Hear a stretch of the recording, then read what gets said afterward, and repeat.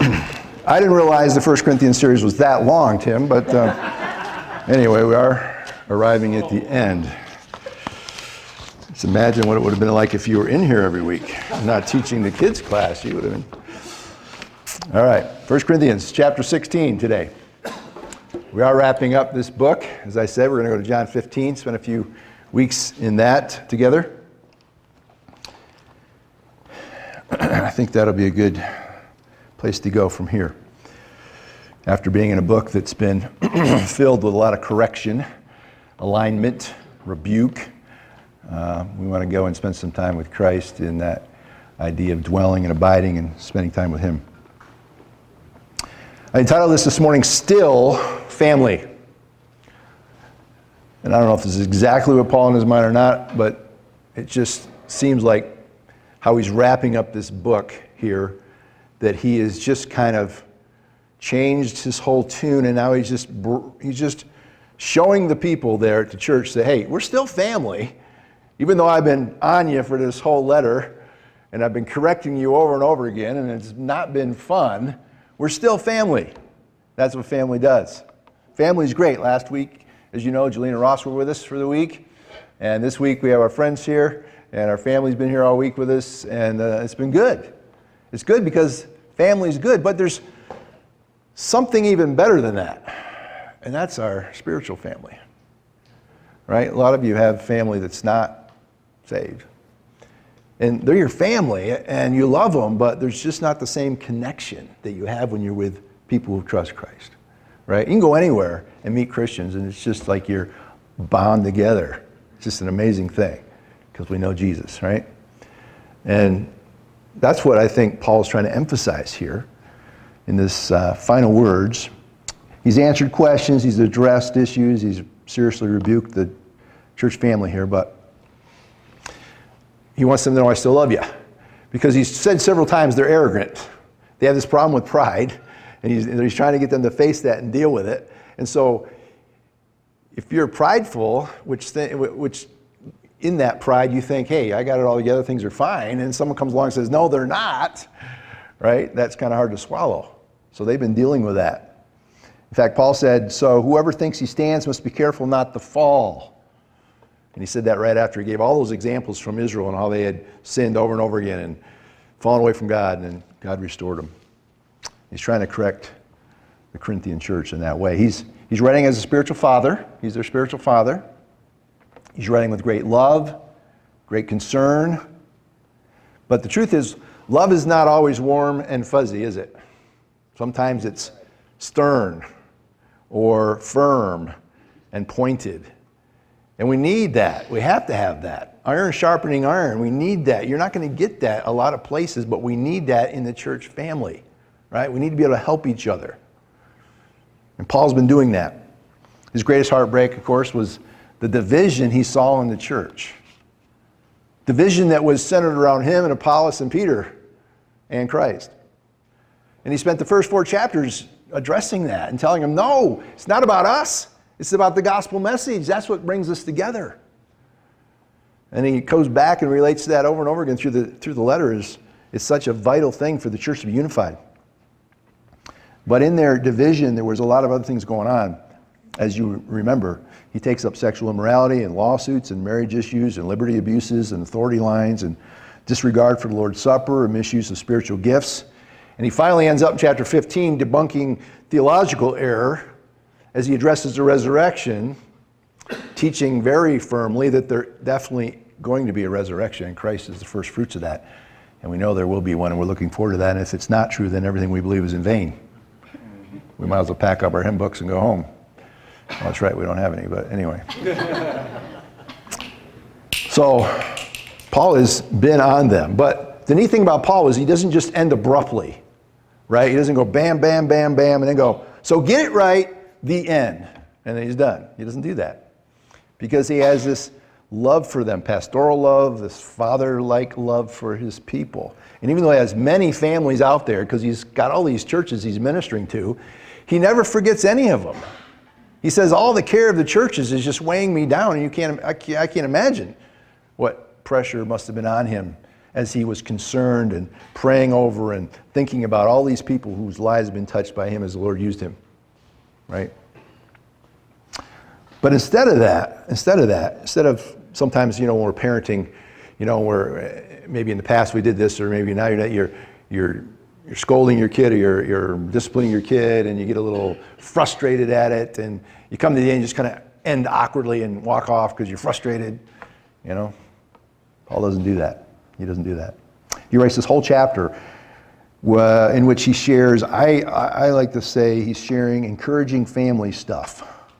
And it's as if he's reminding him, listen, I love you. And he says that, in fact, at the last verse of this chapter, right? My love, this is the only time he says this personally, like, my love be with you all in Christ Jesus. I love you. We're still family. Let's keep focused on the purpose. Every family undergoes correction. We need it. We know we need it. And if we humbly accept it, it will strengthen and unify us, right? And it would help this church. And he knew that was going to help them. But if we don't accept the discipline and the rebuke, damage will be done and the enemy rejoices, right? Whether it's the church family, our own personal family, if there's no discipline, or if the discipline's spurned and people don't listen and are not corrected, we know that down the road it's going to be destruction. So we need the truth, we need to be corrected, and it's happening here. Now, in the first part of this chapter we looked at a couple weeks ago, Paul was instructing him on giving regularly. It gave some instructions on how to do that as they were preparing to give a gift to Jerusalem where there were some struggling saints. We know that they embraced this idea with zeal, and they were eager. 2 Corinthians chapter 8, verse 11 tells us that. And we see that they were pulling together, working on a common cause. And it's interesting how common causes or common crises draw us together, right? You and your wife may be having a little rough time, seeing eye to eye, a little grumpy, GP as my wife says, grumpy pants.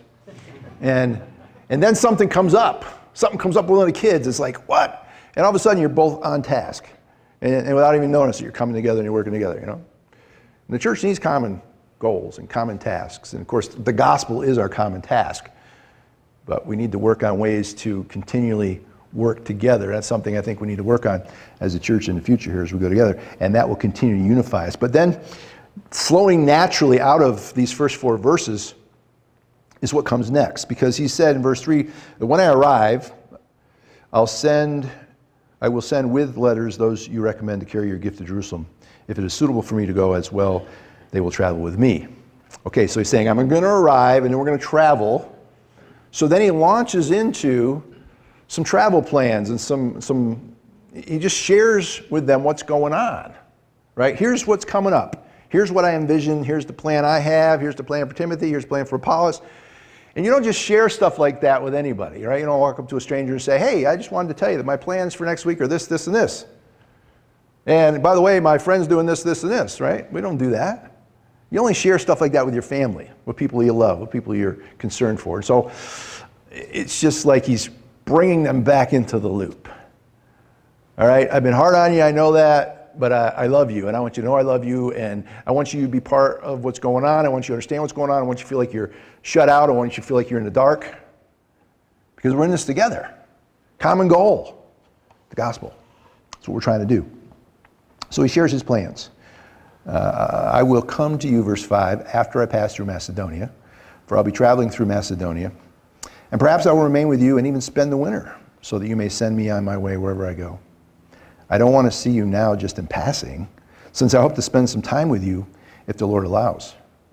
But I will stay in Ephesus until Pentecost, because a wide door for effective ministry is open for me, yet many oppose me. So, a couple of things here. First of all, his particular plans that he's laid out in the future, and he's thinking ahead as a leader. His particular plans include spending time with them again. So they are on his radar. He wants to spend time with them. Just like we want to spend time with our family, right? Home for the holidays, family time. Healthy families want to be together. 4th of July, our family's all going to come together at my daughter's house and spend time. And everybody's excited about that. And they're thinking about it and they're talking about it because they want to be together. And it should be the same way of the church family, right? We should want to be together. We should look forward to Sunday when we can be together with our church family. And if for some reason you can't make groups, it makes Sunday all that more important that we get together. Right? We just expand that with life groups and other things we do because we want to be with the people we have this common goal with. He says, I want to be with you. I'm going to come. Verse 6 says, this will be the time when you can help me. Now remember, Paul has resisted them supporting him. He says, it's my right to be supported. He's gone into great length to talk about that in chapter 8. But I'm not doing it because I don't want anybody to accuse me of doing this service to get rich, to make money. And I'm here because God's called me. I don't have a choice. And I don't want you to get, but I'm going to come back. And when I come back, I'm going to give you the opportunity to do what you've always wanted to do, and that's to help me on my way. Right? He says, I will remain with you and spend some time with you so that you may send me on my way. And that has the idea of preparing him and enabling him and financially helping him. He says, so that's coming. And that would be exciting for them. Also, he says here, I don't want to just stop through. I'm planning this trip in such a way that I can come and just park. I just want to come and stay with you. I might even spend the whole winter with you. That's how much I miss being with you. And he says later on in the chapter that when Stephanas and the other two show up, that they kind of filled the gap a little bit because he was just feeling this distance between the church. And he just wanted to share time with them. And so he's planning this. He's planning to come. He's planning to spend some time. Not just stop in and out. Like, oh, how you doing? How gone? He says, I want to come and spend some quality time with you. Which to me just screams, I love you guys. And even though I've just been correcting you all this time, it's because I love you and I just want to spend time with you. I just want to help you more. And Paul has such a big, big heart. It's just amazing that he had that much love and concern for just one church of all the churches that he was involved with. But he says, I'm not coming immediately. He says, I'm in Ephesus right now. I'm going to stay here till Pentecost, because there's a wide door for effective ministry here. So Paul was just not randomly picking up and doing what he wanted to do. In fact, he said, I want to spend time with you if the Lord allows.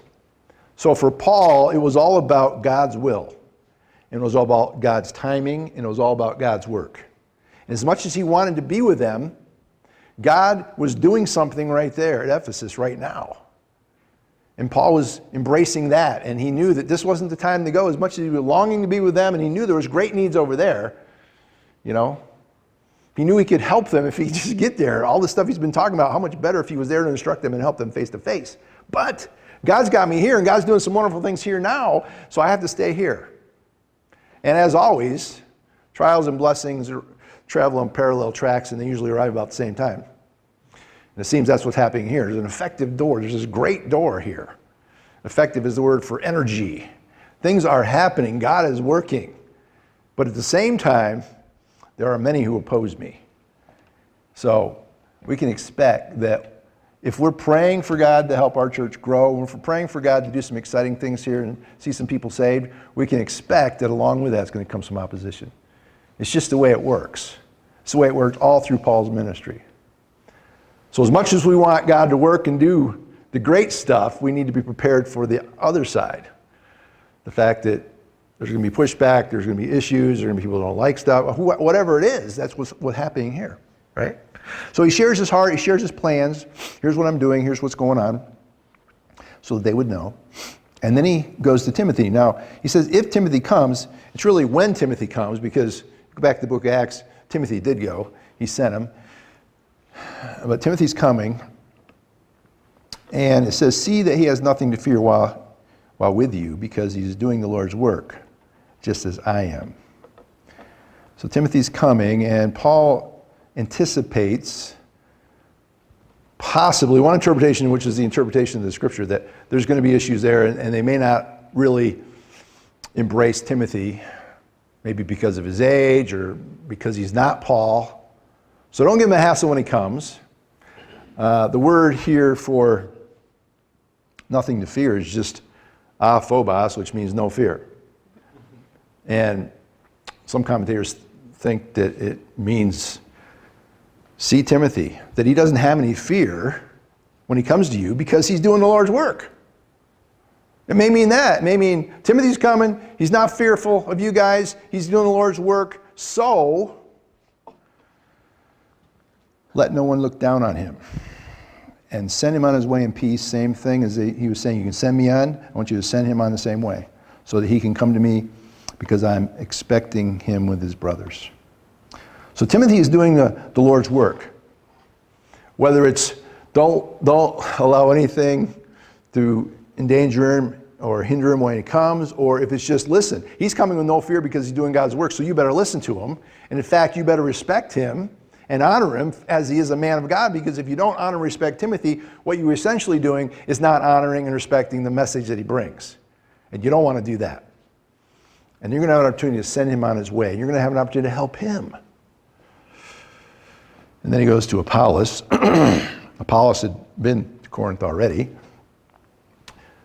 Thereby there's this division, some who liked Apollos, some who liked Paul, some who liked Peter, right? But Paul looks to Apollos as a teammate and as a partner and as a critical member of the ministry, and he wants him to go back. He wants him to help. You can read about Apollos back in the book of Acts. He was an eloquent speaker. He was very gifted, very helpful, and he was in Ephesus for a long time as well, aiding and abetting that church.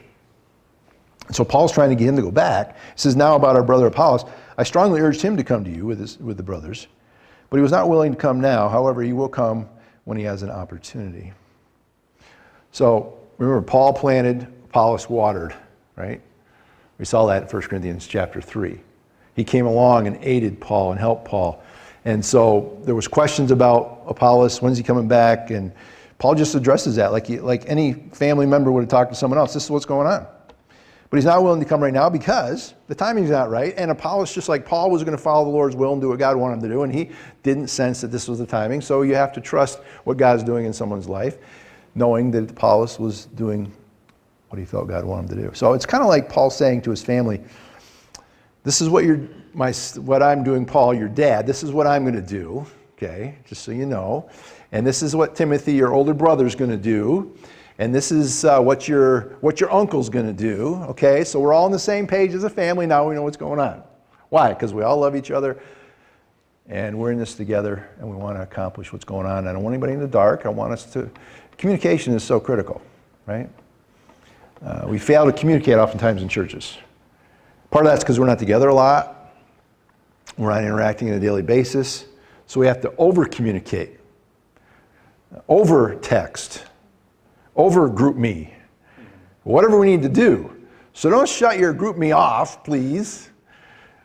Instead, feed back to us and get involved in the conversation so that we can keep together as a church, so we know what's going on, so we can pray for one another. I mean, it's not being nosy when I want to know how your life's going. That's pastoral. And it's not being nosy when someone else is concerned for you, because that's what family does, right? We call our kids, talk to our kids regularly because we're interested in their lives. We want to know what's going on, where they're at, how things are functioning. It should be the same in the church. Don't get annoyed if someone texts you and says, how you doing? Right? Go, wow, that person's concerned. Probably it's the opposite. Many times we don't get the text and someone's not concerned, or at least they don't express it. So let's overly be concerned, overly communicate so that we can express our love to one another as Paul is doing here to these folks. So he shared plans. Now he's going to just share some quick commands to them, right? These are the final words. It's like he's saying, listen, I've just given you a lot to chew on. There's a ton of stuff here in this letter. You're going to have to read this through several times. You're going to have to work through this. But I just want to give you right now some essentials. Remember the essentials. Don't get bogged down. Here's some quick things I want to leave with you. If you don't remember anything else, remember these things. You know how it is when you just close out conversation. Now don't forget this. Pastors say that, preachers say that. If you don't get anything else in this sermon, get this, right? That's what Paul's saying here at the end. He gives 5 quick commands that are very understandable, and then he shifts to an illustration, an example. He says, I want to give you these commands. These are things you need to do. These aren't options, but then I'm going to give you a picture. I want you to see. And he gives us an illustration of what ministry is about and what they should be about at the church. So he fires off the commands. Be alert. Starting down in verse 13. Be awake. Essentially, live in light of Christ's coming is what he's really shooting at. All of your life, you should be living in light of the fact that Christ could return any time. That eternity is real. That I will be rewarded for the things I do for Christ. I will lose out the things I do for myself. They're going to be burned up. Good as nothing. Be alert. Stay on top of it. Don't get distracted. Don't drift away from what you're here for. The real joy comes out of serving. Focus on the giver, not the gift. Focus on the creator, not the creation. Focus on the resurrected body that's coming, not the body you're living in right now. My dad, on his barn back in New York, or Pennsylvania, where I grew up, big barn out behind the house, and 18-inch letters on the top of the barn had the word eternity in white letters. So anybody who drove by saw that word. Now, whether they knew exactly how to put that in context or not, I don't know. But the point was, he wanted to remind people that there's something more than this life. Eternity. Be alert. Stand firm. Stand firm. Don't be wishy-washy. Persevere. When you get my age, and you start getting a little tired, you're tempted to kind of think about retiring and just slowing down, not being at it. But it's really how you finish that matters, right? We may have rocky beginnings. We all have varied beginnings, issues in our past, but we're growing. And we may slow down, and we may not do the same things we used to do, but listen, the finish line is what we're looking towards. We want to fight the good fight of faith till the end. Persevere through the storm. Don't yield to the temptation. Keep going. Culture is going to pressure you. Die on the hill of the gospel. Don't die on the wrong hill. Distinguish between the non-essentials and the essentials. Choose love over liberty, which he talks about chapters 8 through 10. It's not about your rights. That's not the issue. It's not your rights that matters. It's how can I best represent Christ to you so that somebody will be saved. So stand firm, be courageous, be courageous. The King James says, act like men. Don't be a wimp. Don't tolerate sin. Don't compromise on the issues that are important, like you have been. Immorality in the church. Division all over the place. What is going on? Stand up for what's right. It's worth it. The gospel's worth it. You're standing for Christ, the one who saved you and died in your place. Be courageous. Take risks. Speak truth when the opportunity arises. Say no when needed. Be strong. This command is passive, which it doesn't mean you be strong and pull yourself up by your own bootstraps. It's not what it's saying. Somehow you're going to generate some strength here. No. It means be strengthened. If you're going to be standing firm, persevering, if you're going to be courageous, you're going to need some strength. You're going to have to be strengthened. You're going to have to depend on the Lord. Ephesians 6:10 says it very clearly in this Christian Standard. It says, finally be strengthened by the Lord and his vast strength. Right? As he closes his book of Ephesians, he says that. Same thing. Be strengthened. According to what? According to God's strength. Let God strengthen you. Do away with the illusion of independence. We somehow think we can be independent. We somehow think we can be self-strengthened. And if I just try harder, it'll work. And Paul's debunking that. He says, no, it won't work. You're going to need some strength from somewhere else. And if you're in the battle, if you're in the fight, you know that. We need that grace-powered life. And grace comes to those who are humble and those that realize they need to be strengthened. But then he tempers the whole thing with verse 14. But do everything in love. Do everything in love. It just goes against nature, Goes against nature to be loving in the way that he's saying that we should be. But it's the God's way. It's 1 Corinthians 13 way, right? If you don't have love, you're just a loud noise. If you don't have love, you're nothing. If you don't have love, you cannot gain anything. So our truth side has to be balanced with our love side. We're to speak the truth in love. It's not just about truth. It's not just about correcting people. It's about loving them as well. It's not just about loving people with no truth. It's the combination, the truth and the love coming together. We were just talking to our friends from New York about a particular situation in person in the way back past where we may not have been as truthful as we should have been in corrective measures. We're trying to be loving, but we probably weren't as loving as we should have been in the sense that we weren't as truthful as we should have been. But we need to be that. Paul's laid it out in the letter. This is his driving motivation. He's ending with this. He's illustrating this now. But he starts the letter by saying, I'm thanking God always for you. And in the letter he calls them dear children. In the letter he calls them dear friends. And then if you go through this letter, I think it's at least 14 times he addresses them as brothers and sisters. It's this family, familial love kind of situation. That's why he's taking the time to write it. It'd be much easier to go, those dumb Corinthians, they're blowing it. I'm just going to write them off, forget about them. I got so many other people that are really interested in doing the right thing, and these guys don't seem to care, so I can't give them any time. I mean, how often was written off somebody because they didn't seem to be following along the way we thought, they weren't rising to our expectations, right? Who are we to put the expectation there? I've been so guilty of that in the past, you know? It's just the way we're wired, because we somehow think we're the standard, and they're not coming to my standard. And so love comes in. But then he goes and he gives an example. Brothers and sisters, you know the household of Stephanas. You remember in the beginning of the letter, Paul says, I'm here to preach the gospel and not baptize. Thank God that I haven't baptized many of you, but I did baptize the household of Stephanas and a couple other people there, right? So he's very close. They were the first fruits of Achaia. So apparently this family got saved like right off the bat when he came to Corinth. And they were pillars of this church. They were the people that had been there from the beginning, and they were people that really were living out the Christian life. It was obvious from their behavior and the things they were doing. They were well known, they were devoted to serving, they were refreshing other people. So it says here that they had devoted themselves to serving the saints. So what's church about? Well, we're here to worship God, number one, and number two, we're here to love each other, i.e. serve one another. That's what church is about. And they were devoted to that. They were devoted to serving. They were self-motivated. They were self-assigned. They didn't have a position. So no one said, hey, you're going to be a deacon, so you have to do this. They were deaconing without being a deacon.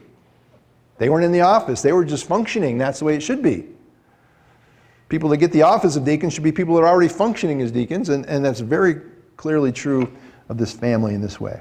So they're serving. That word is diakonos, the word we get deacon from. It's humble, submissive, personal service to others. And the word devoted could be translated addicted. They were addicted to serving others. Addicted. We usually think of addiction as a negative thing, right? Where there's this powerful drug that we can't resist, strong and overpowering, creates this habit that we can't shake.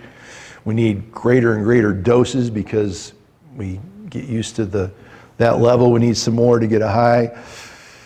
And then it comes to the point where you just can't function unless I have that drug, right? Think about addiction. So put that in perspective here. They were addicted to the Lord's work. They did it habitually out of a strong and driving compulsion, right? And the more they ministered, the more they wanted to, and they were never satisfied with what they'd done. They just wanted to do more. And they could not live normally if they weren't engaged in some kind of needed service for the Lord. And if they took a break and took a vacation and went off and just stopped serving other people, they would, quote unquote, have withdrawal symptoms. Because they needed it. They wanted it. And it's not that they were workaholics for work's sake, even though it might seem like they were workaholics. But they were addicted to ministry for love's sake. And there is a difference. They weren't doing this for their security or their significance or for their income. They were doing this because God's love was compelling them. And they had embraced what Christianity was about, and they were devoted to it. And Paul lists them up now. At the end of this letter, I want you to see what this is all about. I want you to have a clear example where I want you to go and I want you to be like. Because these are the kind of people, he says in verse 16, that you should submit to. and everyone who works and labors with them. Those are the kind of people you should submit to. In other words, those are the kind of people that should be in leadership. The kind of people that are addicted and devoted to serving other people, and that's all they want to do, and they love it, and they can't think of doing anything else. And they don't care if they have a vacation from it, because it's what drives them, it's what fulfills them, it's where their joy comes from. Those are the kind of people that should be lifted up, because they're humbly serving other people. They're not doing this so that they can be number one or they can somehow be the greatest. But in fact, God says that the least will be the greatest. And if you want to be the greatest, you need to serve other people. He says that's what's going on here. And those are the people that you should be working with and submitting to. And there's this mutual submission, obviously, that goes along with that. And he says, I'm delighted to have Stephanas and Fortunatus and Achaicus present, because these men have made up for your absence. In other words, there's this void in my life, and I long to see you. But when these guys came, and when they stopped in, and when we fellowshiped, and when we shared, and when they caught me up, and we were just enjoying life together, it just kind of filled that void that I have, because I just want to be with you. I just like to be with your church, and I'd like to be there with you and help you. And they've refreshed me. This is the kind of people that refreshes, because they give, and they give, and they can do that, right?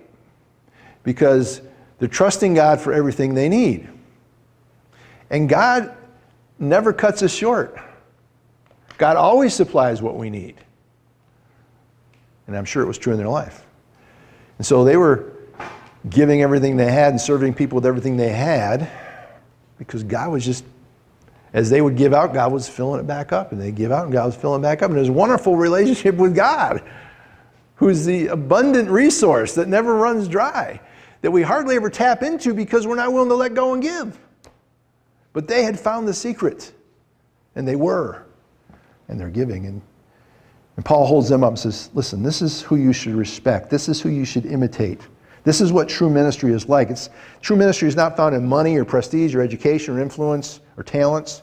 True ministry is found in loving service.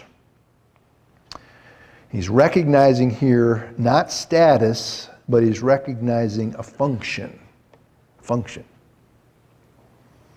Unselfish, sacrificial servanthood. Now that doesn't sound very fun. And of course, if it's not fun, we're not going to do it. But what we do is we cut ourselves out of the real source of grace and the real source of joy when we don't do it God's way. And so we're running around trying to find some source of fun in all these different activities and extreme things, and just generally in life, what can we do for fun today? And the Bible's already said, hey, if you want true joy and true peace and you want to experience the power of God in your life, then here's where you find it. Stephanas and his family, man, they found it. This is the example. This is what it should look like. And I just want to leave this with you so you know where you should head and where you should correct. So in conclusion then, Paul just wraps up, starting in verse 19, I think, by illustrating that there's a greater church than just the Corinthian church, and the local church is exceptionally important because that's where we live. But there's a greater church than that, and we're all in this together, and we're all unified together, just the way you need to be in your church in Corinth. And so he says the churches of Asia send you greetings. All those churches in Asia, they're sending you greetings. They're all part of it, part of this plan, and they're all working together. And they're sending you greetings because they're concerned about you too. And then Aquila and Priscilla, they send you greetings warmly. And they knew them. And they had always been partners with Paul in the ministry, and they're another couple that you could hold up as examples. Along with the church that meets in their house, and then all the brothers and sisters send you greetings. So there's all these groups, this big group and this smaller group and all these others over here, and they're all greeting you because they're all concerned about you, because this is a great thing. We're all part of God's family. We're all serving Christ. We're all doing the same thing. Why are we divided? Let's do it together. Now, we're not talking about embracing doctrinal error. No, but we're talking about within churches, they're all doing the right thing, preaching the gospel, loving Christ. Let's do this thing together. Let's greet each other. Let's get on the same team. Let's get this done. Greet one another with a holy kiss. Greet one another with a holy kiss. What does that mean? Well, for us, it's an embrace, maybe a side hug or a warm handshake, you know. But it basically means get it right. Get back together. If there's somebody you don't want to give a holy kiss to, then you better get right with them so you can. If you have to walk in here and go to the other side so that you don't walk past somebody sitting this side because you don't want to shake their hand or smile at them, then you've got a problem. Don't do that. Get together. Get over it. Fix it. Forgive them. Forgive them. It's just as Jesus, who was dying on the cross for us, looked down and said, Father, forgive them, right? If Jesus could forgive the very people who are torturing him and hanging on a cross, how much more can we forgive the person in our church or our family who didn't smile at us last week or didn't invite us to their party, or who knows, right? Greet them with a holy kiss. You don't have to go around kissing people, but be warm, be friendly. By the way, that was usually men kissing men and ladies kissing ladies in a other cultural sense than our culture today, right? It was saying, hey, I respect you. Yeah, right. Sure. Do we have that kind of environment, right? Do we love each other? Are we warmly expressing it? You know, some people are a little more awkward at showing it than others. You know, I grew up in a family never hugged. I mean, I probably told you before, but my wife was at my house and over Christmas or something, and we were leaving and going, leaving, and my wife's like, tell your mother you love her, right? So like, all right, love you, Mom. She's like, ditto, you know.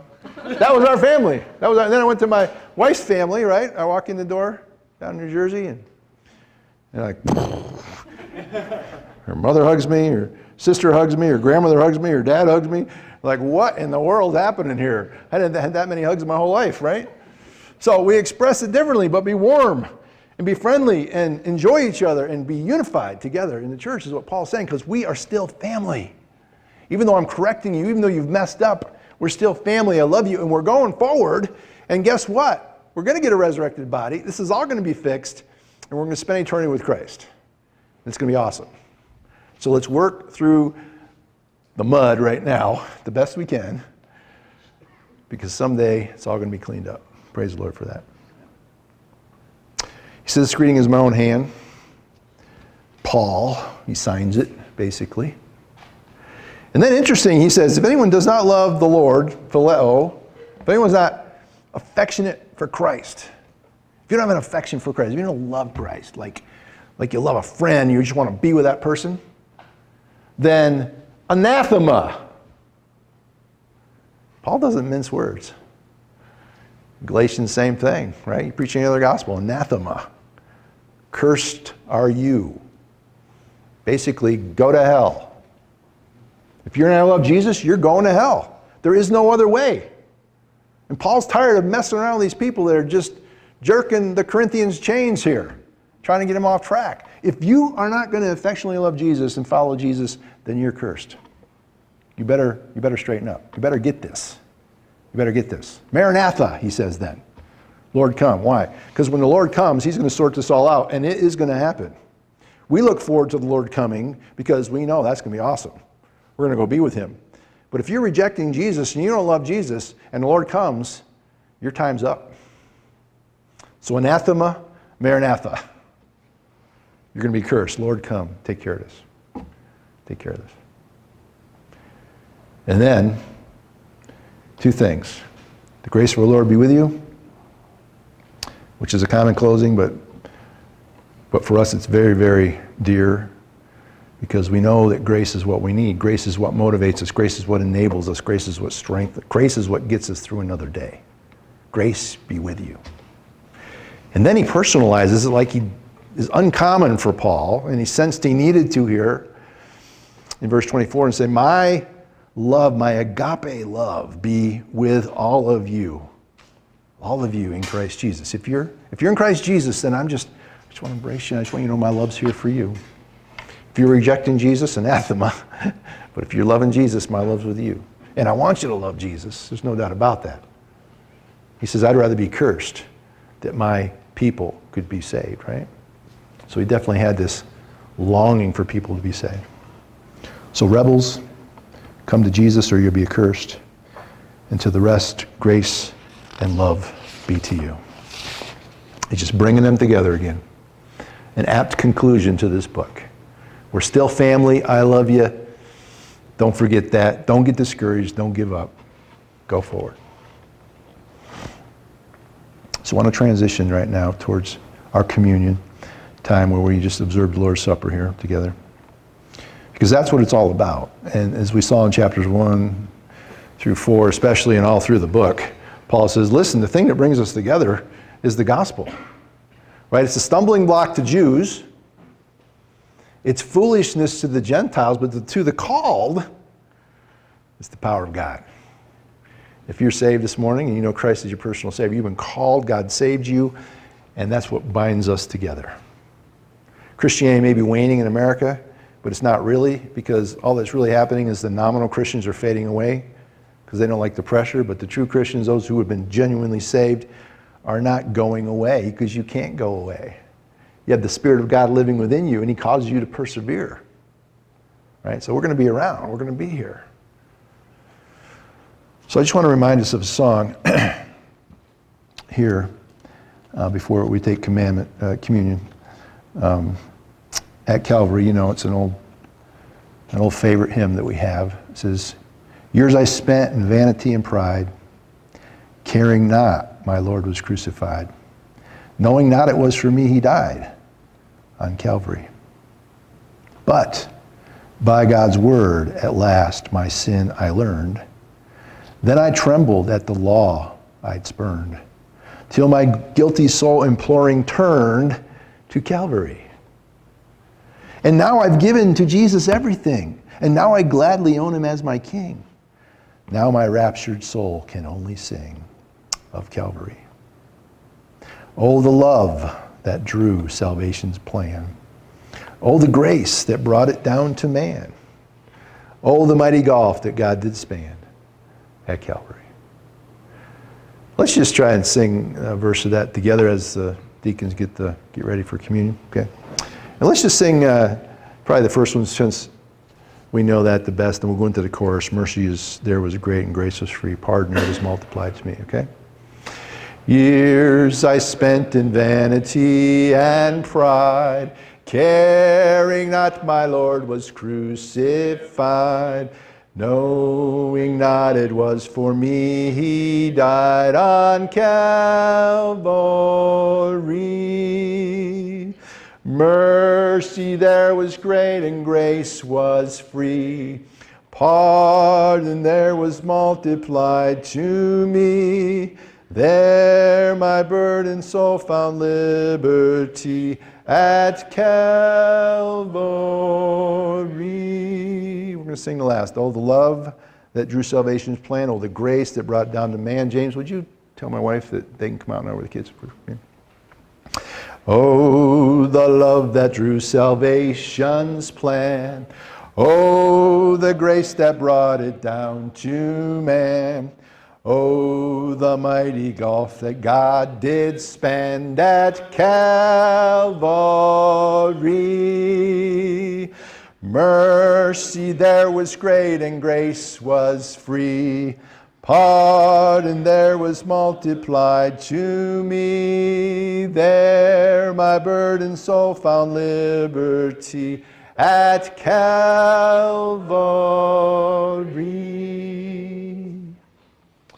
And so we come this morning to observe the Lord's Supper. As you know, these are symbols that represent Christ living and dying for us, giving His body to hang on that tree, to be tortured, to be forsaken by God because of our sin, which is something that's just mind-blowing that God would reject, God would forsake Him from God. But it was so critical, our sin was so wicked that that had to happen for us.